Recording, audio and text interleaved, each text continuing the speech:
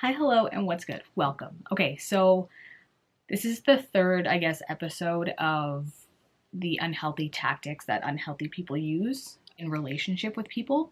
So I had like a big long script of talking about love bombing again, and I just wasn't feeling it. It's been so difficult to get myself to just make this video. So I was like, okay, I need to figure out another route because I was just like, ooh, again, I'm not feeling it. So I thought instead of re-talking about love bombing, because I talked about it in my series about what an ex-partner had done, I think I'm just gonna have more of like a train of consciousness of discussing how people end up falling for it and the red flags that come up, like why they're red flags, where it can lead to, things like that. So this video is going to be more of just a train of consciousness. So yeah, bear with me. So when it comes to the concept of love bombing, what I've come to understand is when an individual does that, first off, they're lying about who they are. That's like number one. They're not actually being themselves. They're trying to be someone that you would want. So they're morphing themselves into someone that, again, they're not. They're just LARPing or cosplaying, however, whatever you want to place it as. But they're not being themselves because they know, or this individual understands, that if they were to be themselves, you probably wouldn't want them. Red flag. And so the issue with love bombing is because like I watched a creator on TikTok and they're just like, love bombing's not a thing. And to an extent, maybe. But I think when someone, for example, is lavishly showering someone with like compliments and gifts all of a sudden and like just kind of lathering it in thick, it's a red flag because what this individual is doing is most likely they've preyed upon someone that's highly empathetic, kind, warm, gentle, maybe had a troubled past. Usually individuals like this or predators, they end up going for someone who has a troubled past or has some type of childhood maltreatment or childhood trauma, whatever you want to call it. And so they prey upon individuals that have this because there's a higher likelihood that these individuals will put up with abuse because abuse is their normal or their baseline. And so individuals will kind of pick and choose people accordingly. So people with really strong boundaries will notice red flags and just cut that shit, where it's just like they'll talk about it, if that makes sense. So they'll kind of clock it. And that's something that I've learned recently. When you clock things, you bring it up. Like, for example, with my ex-partner who was just very toxic. Like, I don't think, and it was just intentional toxic. That's where, for me anyways, it's just like, yikes. Where someone's intentionally being a shitty person is just wild to me. It's just wild. I can't fathom that. So that was something I had to come to terms with. But anyways, I digress. So what I was trying to get at is love bombing. Sure, it's just like have like better self-esteem, or like it's easy to just point the finger to be like, oh, just do this. But it is something that you need to work on as a person, where it's something that you kind of have to come to the realization on your own. Someone can gently guide you, but at the end of the day, if you're not open to hearing it, if you're not open to I don't know if criticism is the right word, but if you're not open to growth, I guess, especially when it comes to acts like that, then you may be stuck in that cycle. But again, it's learning to clock it. And sometimes people don't learn that. For example, I wasn't taught boundaries. I wasn't taught that you should have boundaries. So that, again, is an easy facet for someone who is abusive or toxic or unhealthy to exploit if you don't have proper boundaries, or if you don't know how to stand up for yourself, or you don't know how to talk back, or the fear of just standing up for yourself, right? And so all of those get played on. And I think that's a really important component. So with love bombing, basically what this individual is doing in this phase, from what I've come to understand, is they're looking for your weakness. what are your needs that aren't fulfilled? That's kind of the goal. So in love bombing, it's okay, maybe you've never been on a trip. Maybe you've never been outside the country. And so now you have this person lavishly giving you tickets abroad. Maybe you don't get compliments a lot. And so someone's excessively complimenting you. And so that's where that fits in. Because again, if it's more natural, if you're going for a long term relationship, you don't need to rush things, right? Like, the question that I constantly ask myself is, what's the rush, right? Like, if you want to be with this person for a long time is a long time. You have your bit of lifespan of when you met that person. And so you don't need to rush things because trust takes time to build. And healthy relationships have good trust. Well, trust is a pillar of a good relationship. And so healthy trust that's not based off of emotional manipulation or manipulation in general is just very important. And so, yeah, it's just like, oh, right. So when it comes to your actual needs, that's what I've come to understand what the love bombing phase is going after. It's going after a weakness or just kind of a weak spot that you have as an individual. And when someone has developmental trauma or like childhood trauma, that's probably one of the worst kinds of traumas because it's relational. And that's where you can take an individual and put them in an unhealthy relationship. That's kind of how that happens. Because again, what I've already reiterated is if neglect or abuse is your normal, you don't know what healthy looks like. And sometimes it can be difficult to even comprehend or to even think about of like, oh, I can be in a relationship where I'm not constantly fighting someone. Oh, like I can actually be in a relationship where it's like a partnership, where it's like us as a team together. And it can just be so weird to fathom. Also, there is like, what I'm noticing anyways, is this actual cultural shift.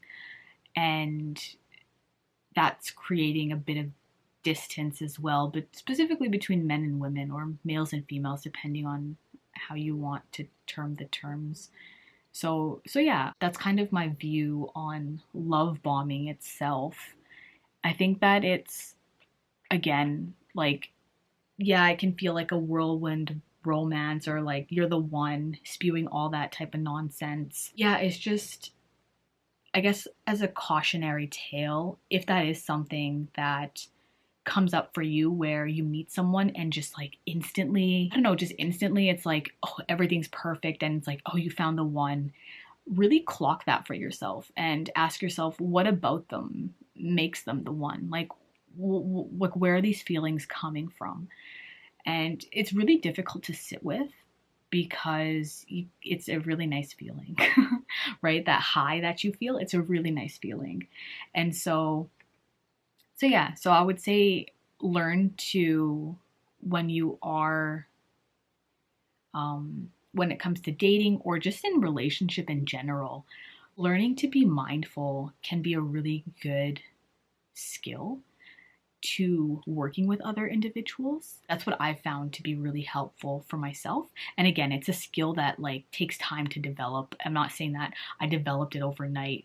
No. I did a lot of work for myself, with myself, on myself, like going to therapy, doing things on my own, journaling. Like I've gone through so many different things of like what helps me. I really like art therapy. I'm like more tactile. So I like doing things. That's also why I like making videos. I like moving and like action and things like that. And with that, people are really complex.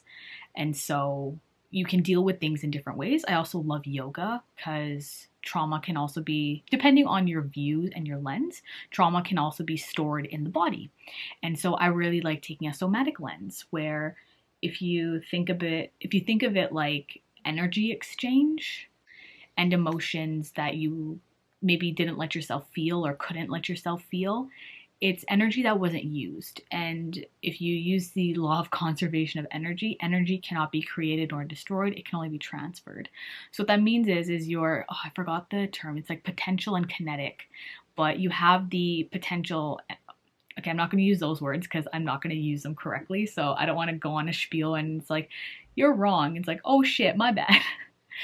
But just the idea of, let's say you're feeling an emotion and you don't actually get to express it, it gets held in your body and your body stores it. Again, that does go into like the spiritual stuff. So like I try not to have that too much, but a part of me is like, yeah, like maybe having tight hips, I am holding on to a lot of emotional energy that I don't need to be, or a lot of emotions that I don't need to be, really sad ones. Because if you've done, I'm not sure if anyone's done yoga, but when you do the hips, sometimes like you can end up crying just like it's like a release of emotions. So like feet, for example, are supposed to hold anger.